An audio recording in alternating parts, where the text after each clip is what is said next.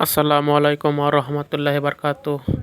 আজ গাছ থেকে লাউ শাক কেটে এনে রান্না করার জন্য লাউ কাটতেছি এবং পাশেই রয়েছে লাউ শাক এবং ছোট ছোট লাউ রয়েছে। এই ডুগায়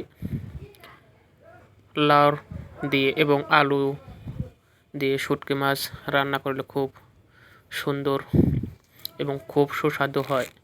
এবং আমি নিজেই কাটার জন্য বসে গেছি বটি দিয়ে এবং এই ডুগাগুলো খুব তরতাজা এবং দেখেন ছোট ছোট লাউ হয়েছে এবং পাতা আস্তে কুচি কুচি করে কাটতেছি এবং লাউ ছোট করে নিতেছি, জালির লাউ।